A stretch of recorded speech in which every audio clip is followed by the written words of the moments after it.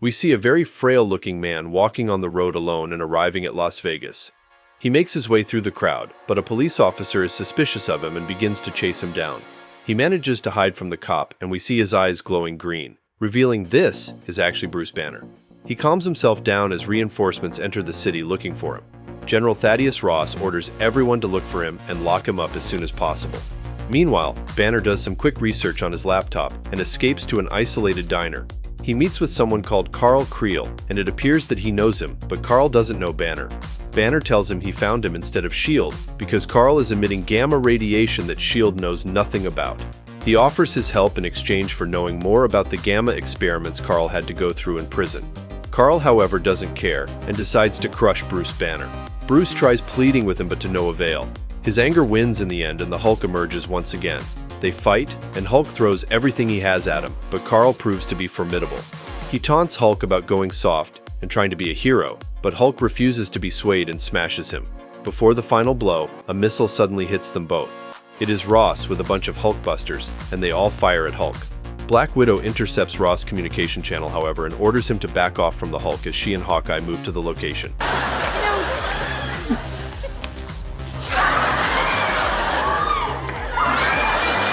They shoot him with exploding arrows, but it doesn't work. They start throwing everything at him and use every play in the book, but he endures and tries to smash Black Widow and Hawkeye.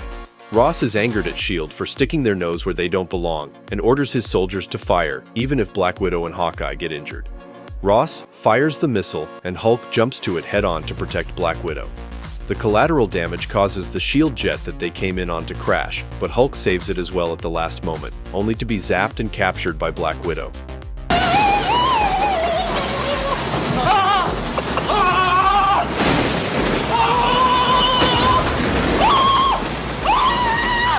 They take the captured Bruce Banner to their prison called the Cube.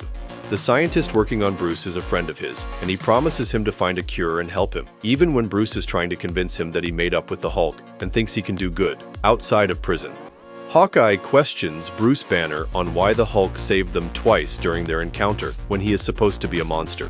Bruce retorts back, asking him to look around and really guess if the prison is truly to imprison gamma-radiated monsters or for sick S.H.I.E.L.D. experiments, and how they are planning to make more Hulks with his blood. Hawkeye leaves Bruce Banner's cell with a lot to think about, and he catches Black Widow sneaking around and stealing the Hulk's blood sample. He hacks into Black Widow's latest recordings and finds her striking a deal with a Hydra agent for the blood of the Hulk. Hawkeye quickly follows her to the location of the meetup and intercepts the delivery. He asks Black Widow why she would betray them for Hydra, but she outsmarts him and convinces the other S.H.I.E.L.D. agents that he was the one that betrayed them for Hydra. They attack Hawkeye and manage to capture him. Admiral, we have enemy ships in Sector 47! It's a trap! While Black Widow makes a plan for another meetup before hailing Hydra. The next episode starts with Kang the Conqueror of all people checking archives of Captain America and his 1940s fight with the Hydra for some reason. We watch the entire origin of Steve Rogers and his rise as Captain America, from a soldier who volunteered to the super soldier experiment to the man leading the charge against Hydra. We then see Captain America hype up some soldiers and gather them around for an attack on Hydra's labs. Meanwhile, Red Skull is expecting Captain America's attack and is interested to see how Hydra's latest specimen experiments will fare against him. Captain America and his team attack the Hydra castle housing the labs, but they get ambushed and almost taken out if it wasn't for Captain America's sidekick Bucky and his help. They infiltrate the place and are surprised to see a Cyclops monster within. It attacks them, but Captain America manages to outsmart it and defeat it. They continue the journey inside and see the weirdest creatures imaginable, and also Red Skull. He ambushes them with a dozen or so Hydra soldiers and threatens the captain to give up now because Bucky won't survive if they fight. Red Skull shows Captain America all his creatures and tells him how they have managed to get these relics from another world entirely, while also having ways to control them and guide them to join the battlefield on the side of Hydra. He then shows him the portal to the Bifrost realm of Norse mythology, right before opening it right in front of him.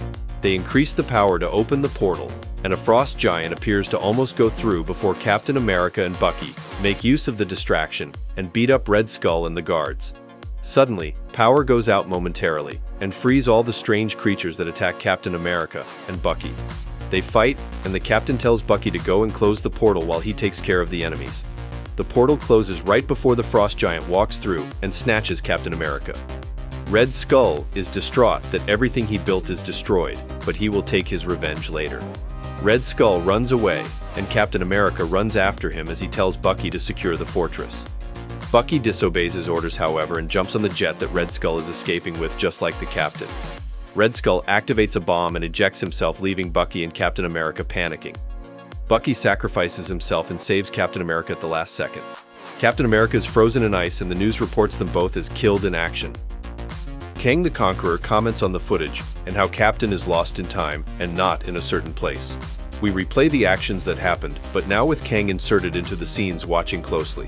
Bucky seems to kind of notice. Kang forwards time to the moment Red Skull escaped, and then to the moment Bucky sacrificed himself. He keeps forwarding time, seemingly looking for Captain America's frozen body. Kang sees that his tampering is causing time and space to rupture as they appear unbalanced. Kang is frustrated at this and puts the blame solely on Captain America. He thinks there is something about Captain America's past that just ruins the timeline, and he can't figure it out for the life of him.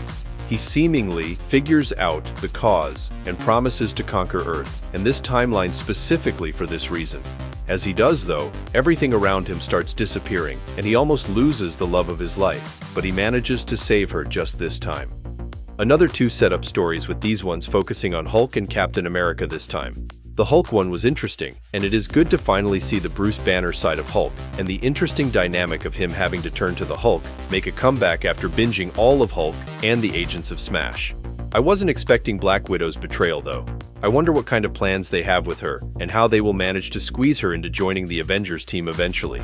Can't say the Hydra angle wasn't interesting, however. Let's see what they do with it, and if they fumble it down the line. The Captain America episode surprised me the most, since it just threw Kang the Conqueror at us, without any questions asked. It posed an interesting angle with him viewing history and trying to change it for a sentimental reason, and not just the old, I want to conquer the whole universe type shit. It got me wondering, though, are they already setting up the final villain? That would be a neat approach to start with an overarching narrative this early. All in all, I really liked how they used these origin episodes to set up much more than just the individual characters that will meet and team up down the line. It doesn't feel like typical filler, but something that is crucial for the average viewing. This brings us to the end of today's video. Don't forget to leave a like and subscribe to our channel to get more videos like this one. Your support helps us grow. And tell me, what do you think of these two episodes? What did you think of Kang's inclusion and what it means for the future of the show's narrative? Let me know in the comments below. I read all of them. And if you're watching till now, thank you. I'll see you in another video soon.